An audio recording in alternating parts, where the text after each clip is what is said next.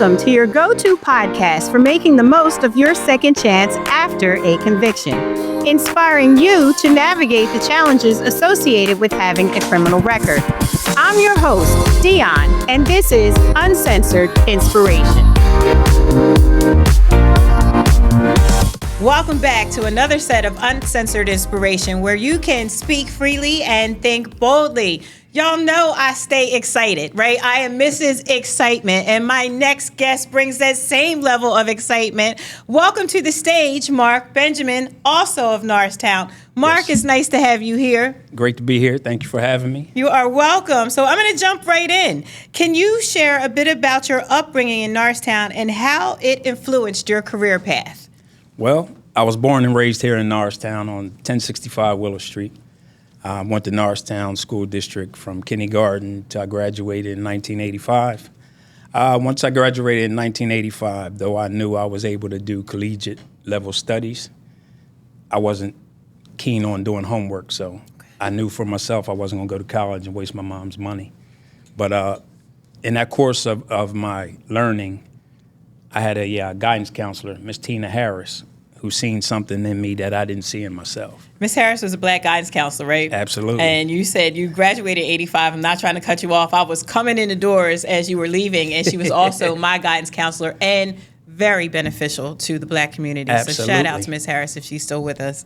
Listen, Miss Harris was such the angel that's one thing I never forgot.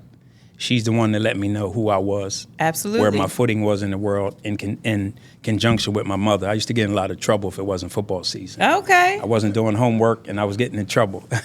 Ninth grade, I think I got suspended maybe 14 times. Wow. I was always the little kid, undersized, underweight, and I had to be super aggressive. Okay. I played football, so that's one thing. That aggression took many forms that I couldn't control at a young age, which attributes to mental health. Some of the things I went through in life were traumatic. And once you get older and you begin to learn who you are, what you established in life, you learn triggers. And, you know, one of those things was being the only male in my family outside my stepfather. I was the youngest of six, the only boy. All right.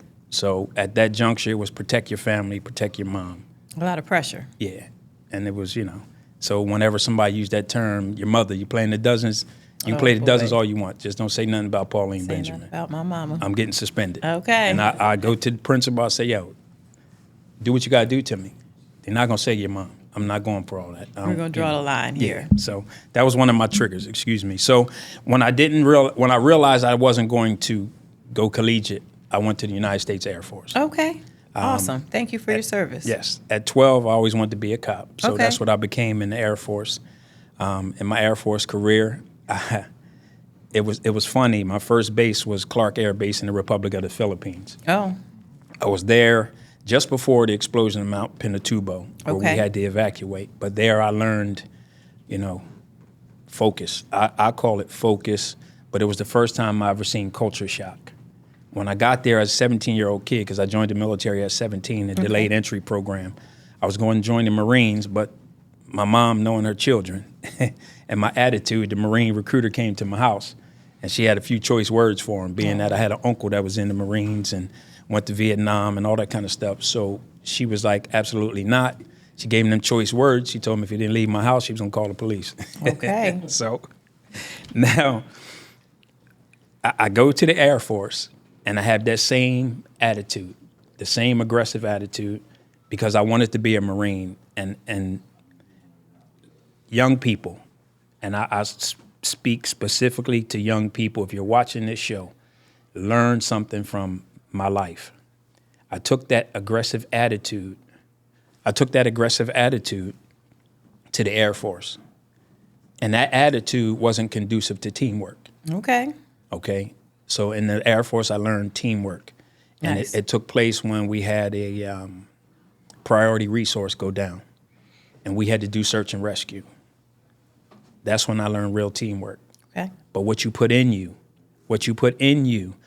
will surface in time of crisis. Nice. One thing I took, my training was serious. I was, you can say, brainwashed, basically, by the military. I was 100% red, white, and blue. Okay. Okay? I seen the trauma to the culture that was there. Like I said, I seen the culture shock, little kids playing in pools where the animals were being bathed, where the animals were going to the bathroom, and living in straw huts with walls that were made up out of the Pamper box case. Now, you know, back in the day, you get those 48, 60. Pretty sturdy cardboard. Right.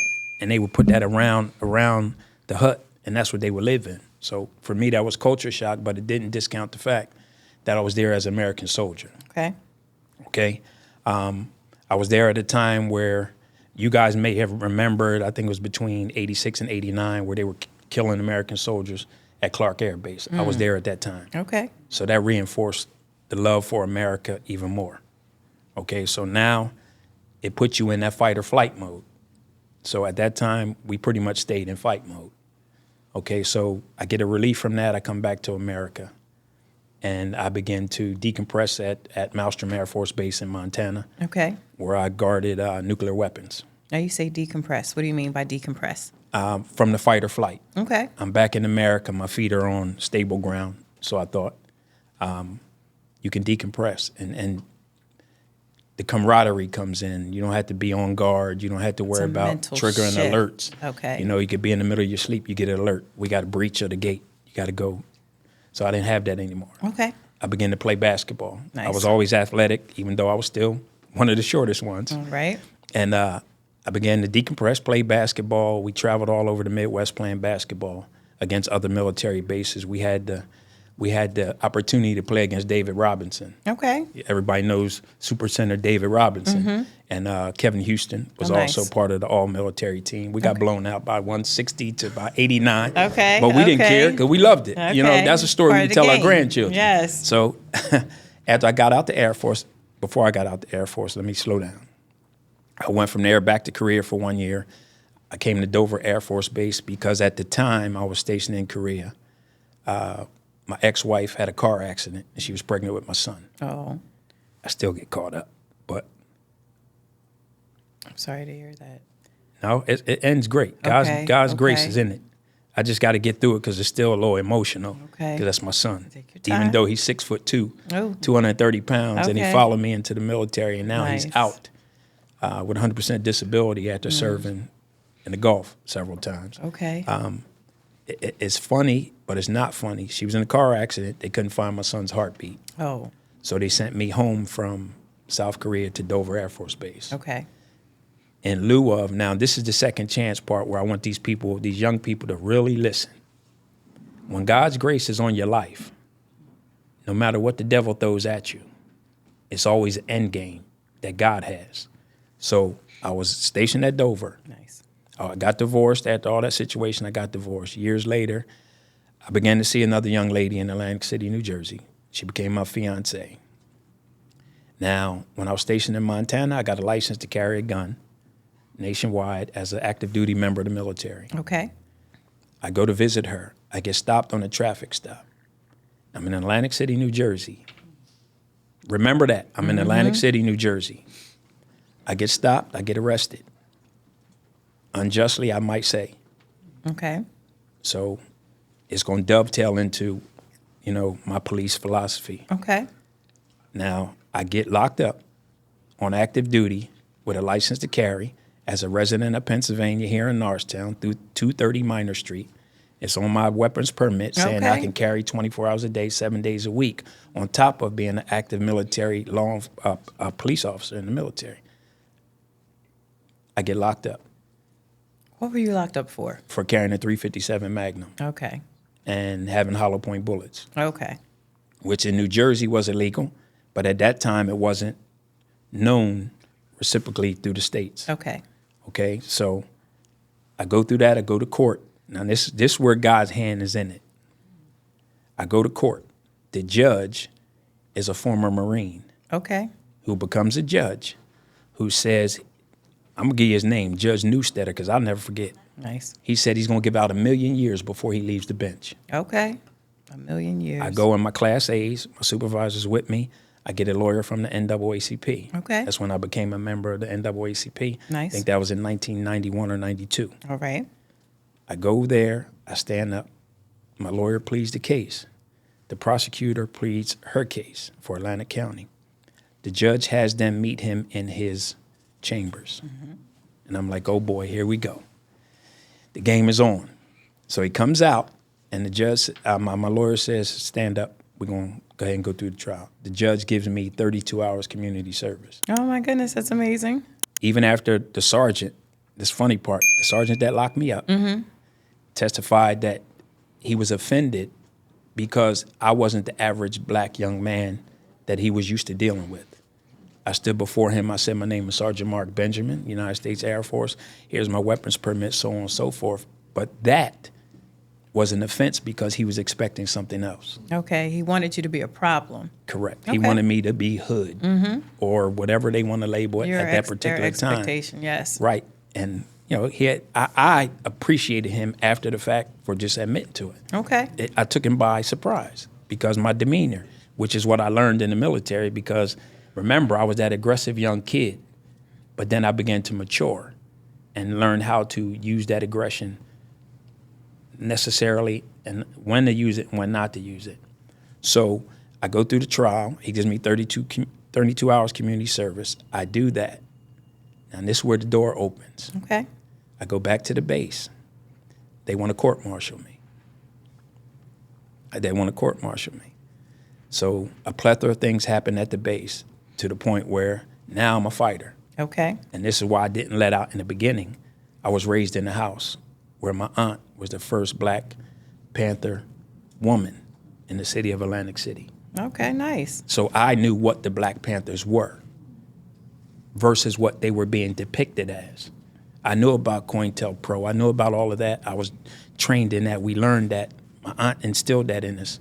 But one thing she also instilled was Black power, Black unity, Black faith, Black justice, and Black trust. So with that, he gave me the community service. I go to base. Now they want to attempt to court-martial me.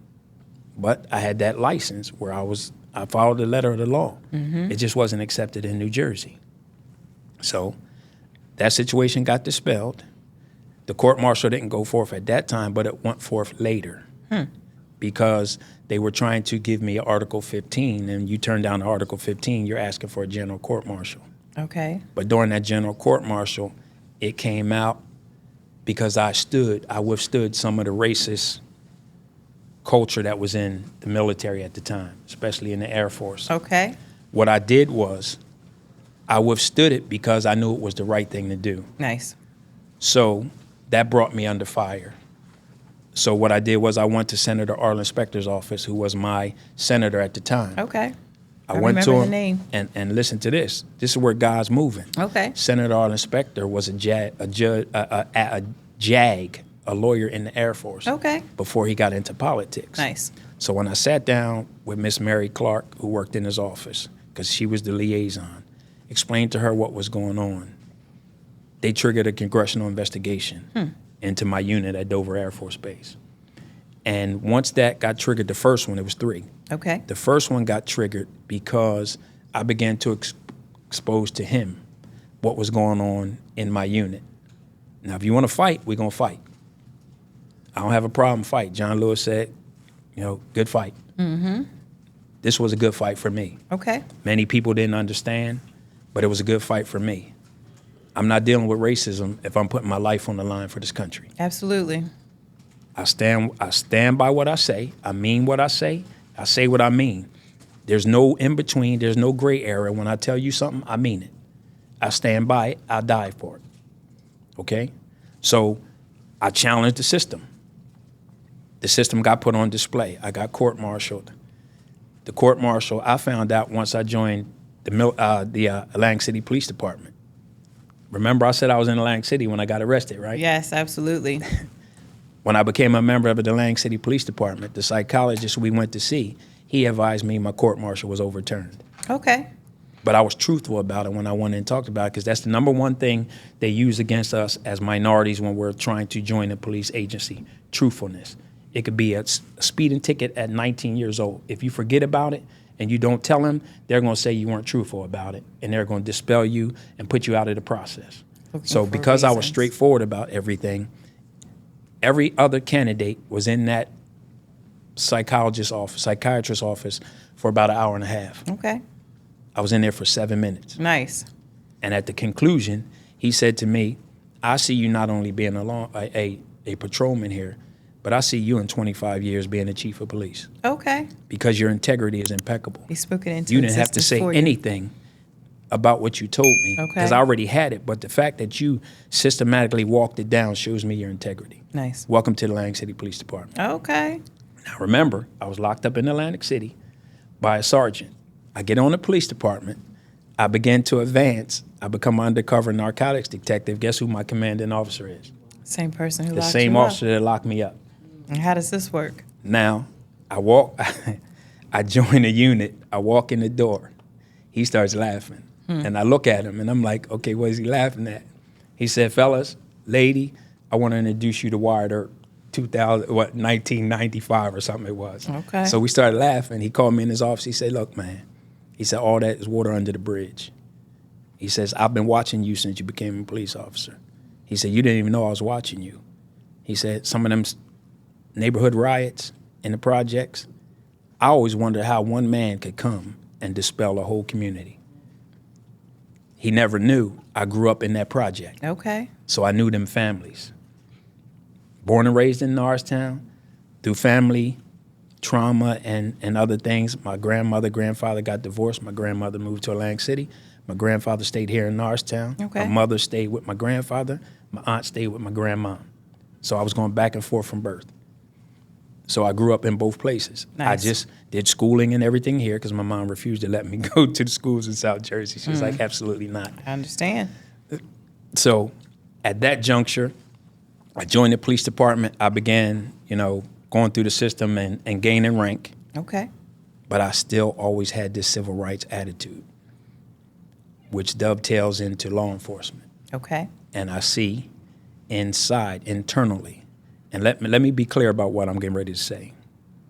What we're seeing in America today is a manifestation of an internal problem inside of law enforcement that's being displayed externally in the community. And I say that because I lived it for 27 years. I retired as a captain of police in the city of Atlantic City in the police department. But I had more civil rights battles in law enforcement internally than I ever met even in the military or externally. Why do you think that is? Because I joined the police department at 30 years old. Okay. Normally, you're 18 to 24. You're incorrigible. I wasn't. Okay. One, I knew who I was. You had your mind made up. Two, I had a family. Okay. And I'm not doing it for gee whiz purposes. I got to feed my wife and my kids. Okay. And I'm not here to be part of your clique. I'm not here to be part of your crew because you weren't crawling through the jungle with me. The ones that crawled through the jungle with me, I know how they felt about me. Okay. And by watching the fruit that was being bared, I know I didn't want part of it. Nice. But in the course of that, I became a minister of the gospel. And, I sat down and assessed my life because that's what the Bible makes you do. It's a mirror. It makes you look at yourself. So I began to look at myself and ask God, what was my purpose? And he said, your purpose is to reach the young people, to let them know they have a second chance. Okay. Because if I can do it for you, I can do it for them. Absolutely. Then you think about Joseph, from the prison to the palace. Yes. You hear me? I was in prison. Okay. That bend, squat, crack, I did all of that. Okay. Unjustly, just like Joseph. Okay. But I never had a hardship towards the system. And then when I met the same individual that locked me up, and he was apologetic and said he watched me 2 times I ever really, before 35, I knew the power that I had and the persuasion over people. During the court martial, all my colleagues came before I was sentenced. The judge, the prosecutor got up, had a word with the judge. We took a recess. When we came back from recess, now I'm a cop. We all cops. They were all armed. The prosecutor asked the judge to clear the courtroom and asked everybody that wanted to come back before reading my sentence to stow their weapons in the locker outside. What were they afraid of? What was going to happen? They said I was so influential in my squadron that they didn't know what would happen once they sentenced me. Okay. And I have some of those friends today that went on to become FBI agents and all of that, and she can attest to it. And I'm looking around. I asked my JAG. I was like, "Yo, what's going on?" It's like, "Mark, they're fearful that the power you have is going to cause an uproar." I said, "Are you serious?" That was the first time I knew the power I had. Okay. The second time I knew the power I had is when I took on the Lang City Police Department. Okay. With truth. If we always walk in truth, I've learned this. It takes longer for the truth to come out. But once it manifests, it's irrefutable. From the time you're professing truth to the time it manifests, in between here and there, you got to endure some hardship. You got to endure some suffering. And let me say this. Everybody that is of the same hue is not always your crew. Those that are in Israel is not of Israel. They have their own agenda, their own philosophy. I learned from the military, it was, I got a family to feed. So do I. But truth is truth. Yes. I don't want to get in that. And they look like me. Took a white man, senior master sergeant. Congressional investigation comes, he tells the truth. Yeah, she's been racist. Every time it's country and Western time at the club, we're given orders to stay away from the club. Whenever it's soul night at the club, we are to set up checkpoints, DWI checkpoints and everything else. Her husband goes to country and Western night, gets pissy drunk, parks on the grass, and anybody that was in the military, on a military base, you don't park on the grass. This dude would do whatever he wanted, do donuts on the grass, do whatever he wanted. No punishment, no nothing. So these are the things that began to manifest when you stand in truth. In the police department, another white person. That's why there is no racism in me at all. But what I am is, I'm pro-black. Okay. I was born black, raised black. I'm going to die black. Absolutely. I'm pro-black. I love black. I love being black. That's it. I stand on black. Absolutely. It's a beautiful thing. You understand what I'm saying? Absolutely. And I have no ought with any other race. None. Unless you come at my culture and my race, try to tell me I'm less than or we are less than, then we have a problem. Defending because ourselves. Then I have to give you history. Which is partially why we're here. Absolutely. Because if they steal our history, our young people don't know they're kings and priests. And if you don't know you're a king and priest, when you see another king and priest, it's warfare as opposed to bearing gifts. Absolutely. We don't know how to treat each other as who we are, kings, priests, and queens. I was having a powerful conversation before you got here, and part of it is fear, and a lot of it is lack of exposure. We are misidentified. We don't know how to behave. We don't know what we're supposed to do, what we're supposed to gravitate to, because all of that has been removed. So small nuggets of community, small nuggets of self-identity, of just how important it is to be black and to feel comfortable being black are totally missing. So I'm glad that we went on this little conversation right here. Well, this is my philosophy. I don't know anybody else here, but this is where the Holy Ghost takes us. Okay. So we might start on scripture, but we end in reality. All right. Okay, so this is my reality, and I'm no better than anybody else.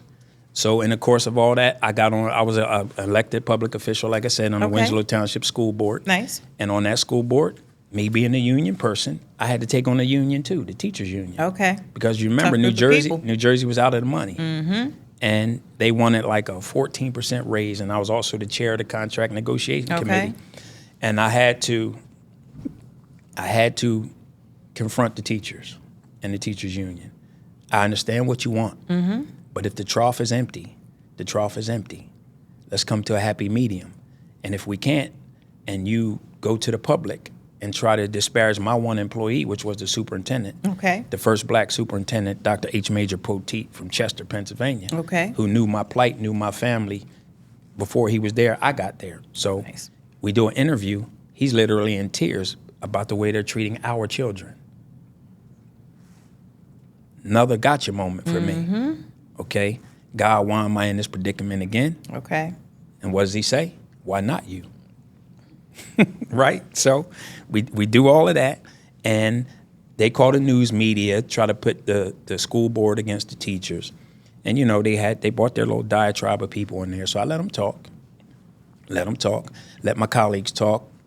And now I'm on fire because you stand up there making it seem like we're doing something wrong. Okay. So I took my hand, I tapped on the dais. I said, excuse me. I let everybody else talk. Now I'm going to talk. Okay. I said, I'm a union member. I'm a law enforcement officer. I understand union. I said, but I'm also a taxpayer in this township. 62.4% of my taxes come to the school board. Oh. Out of that 62.4%, 80 some odd percent goes to your salaries and benefits, to which we pay 100%.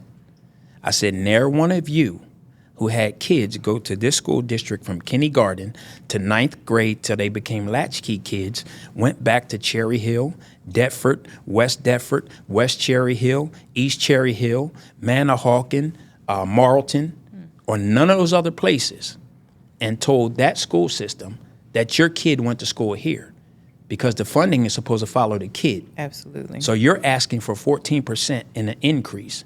The trough is empty, so you're trying to pitch as if we're enemies of you when we're not. Let's present the facts.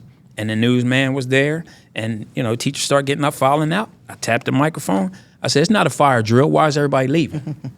This is facts. Controversy. Right. I said, I'm a union man, so I'm not anti-union, but I'm not going to allow my salary to dictate or be prostituted because you want what you want.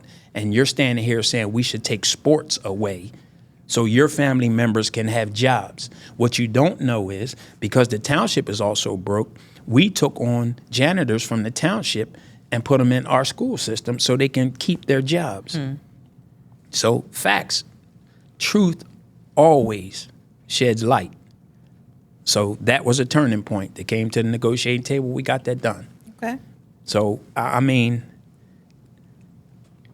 if you were not walking 1,000 miles in my shoes, you would always say, well, why is he always in controversy? Okay. Controversy comes with truth. Absolutely. When controversy comes, it can either help you or harm you. Like the gospel, it can draw you or drive you. Okay. If you grow from the controversy or the conflict, it's profitable. But if you don't want to grow, it's detrimental. That's the type of person I am.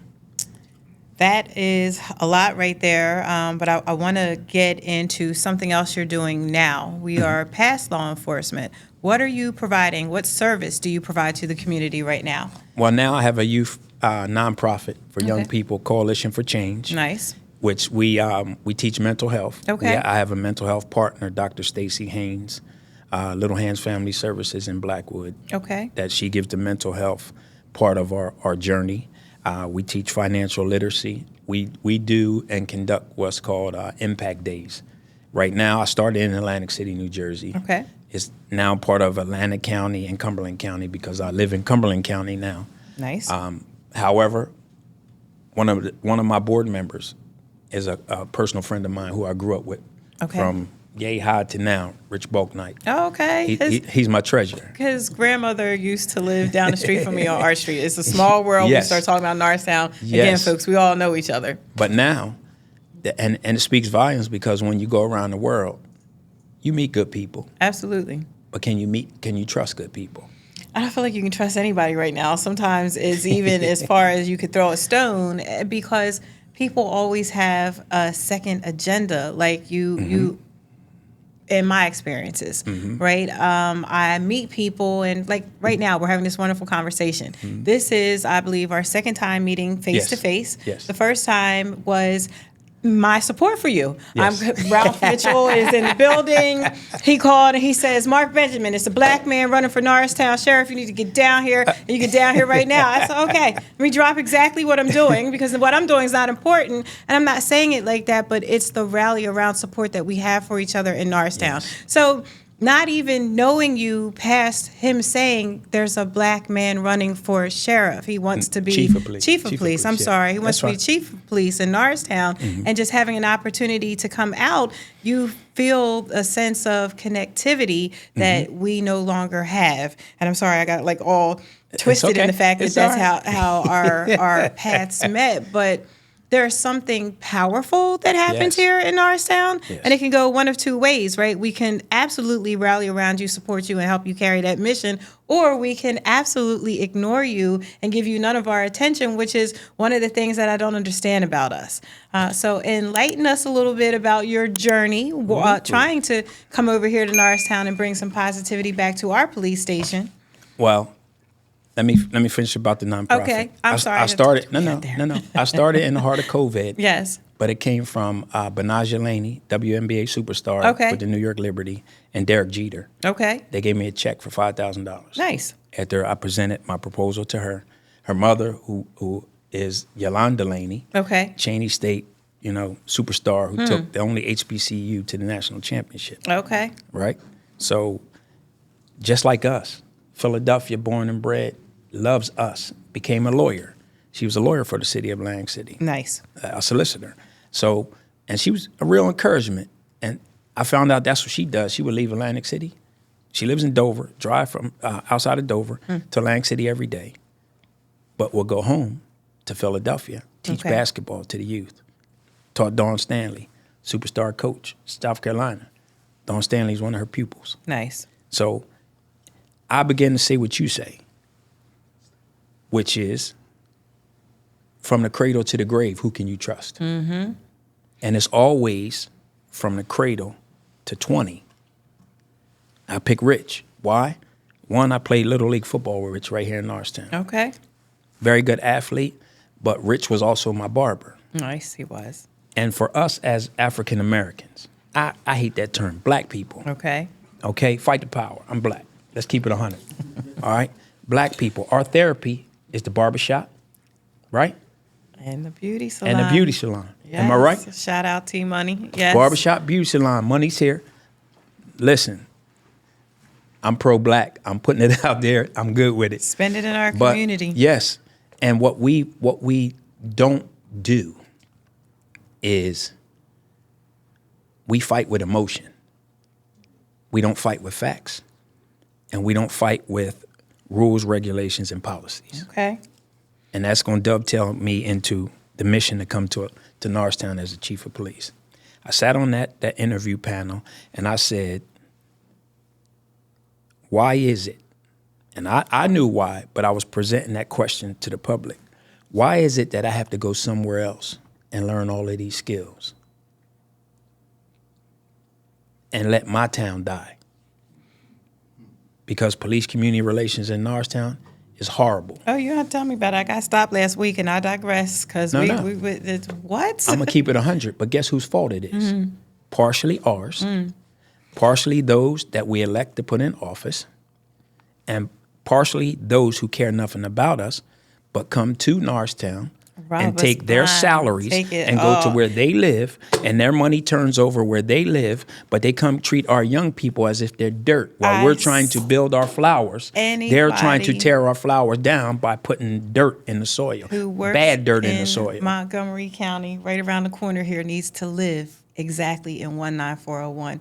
You don't get to take your 6 figures and go over to the next county and, like you're saying, pour those resources into that police station, into that school district, into those neighborhoods, but then come here and want to boss us around. And I don't know why we allow that. Like at some point, I feel like not all of us. I can tell you why. Some of us try to step in and say, no, not on my watch. Correct.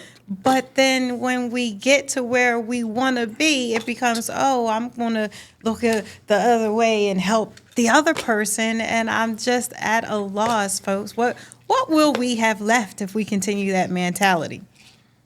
We're going to have apartheid South Africa 9.0. Right here in the United States. And listen, this is something we're going to talk about here. Because I learned during this process. The individual they picked, we had the same credentials. But the previous president of city council who thought he was directing his comments to me on Facebook. And I'm asking the Lord not to let, I'm passionate because I've seen this. They don't know where I walked, and some of y'all just found out, and some of you just found out where I've been walking today. But understand this, I did it as an act of service because it's what I was taught. It would have been easy for me to pack my bags and say, you know what, that's them. I don't care about them. Like some of y'all are doing. It's interesting that we got there, and I'm just going to take a second to cool us down because I feel the heat coming from off of that side of the room right there, friend. Because you are speaking in truth. You're truth speaking to power. in justice. And life is truth. It's amazing though.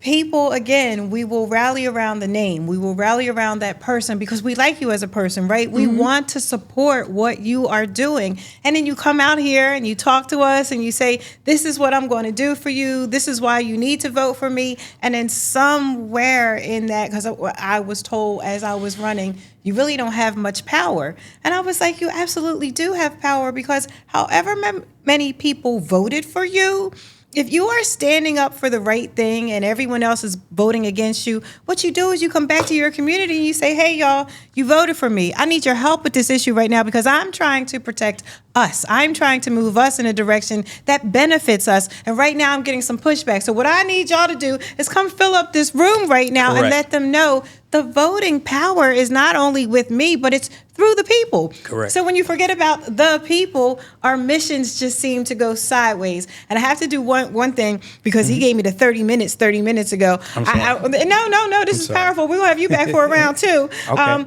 I want to ask you on a final thought, what do you hope listeners take away from your story? What can we learn from you, Mr. Benjamin? Take away from my story is if God can do it for me, he can do it for you. Okay. You've seen the second chance. You heard the second chance. I have the receipts of the second chance. Okay. Okay? If you don't take anything else from what I say today, I am my brother's keeper. Like that. Until we employ it back in our community as family, and like you were saying earlier, you come ask for my vote, but then you give up there and you leave us in a boat with one oar. One and done. Yeah. Your apology is no good anymore. One and done. One and done. Norristownians, one and done. Don't take no more promises. Sitting in that seat, you had time to fulfill the promise you made the first time. First time, shame on me. Second time, shame on you. Well, you've heard it directly from Mr. Benjamin. He wants to see us do better. And the only way we can do that is to continue to stay uncensored and inspirational to our community. I want to thank you for joining us today. Like I said, you are absolutely welcome back here at any time. Accountability is key. If I love you, I'm going to hold you accountable. I love it because if we don't hold each other accountable, we're going to just fall by the wayside. Correct. And they said if you don't stand up for something, you will fall for anything. And that's where we are, falling for anything. Folks, we want to take the opportunity to thank the Blockson Exhibit. We are here at the Center Theater in Norristown. And if you have not had a chance to come see the magnificence, the crazy short story about this is this man used to be my neighbor. Yes. He painted his house. He did the mosaic tiles on the outside. When I was a youth, Green and Spruce Street. Green and Spruce. Come on with it. I could not call the second street. I used to go to the Ramsey's G&S candy store, trading in my pennies for the Swedish fish, and then standing outside on the corner looking at his house like, look at all these and beautiful... Michael House Barbershop connected to the Mr. store. Howe. Come on.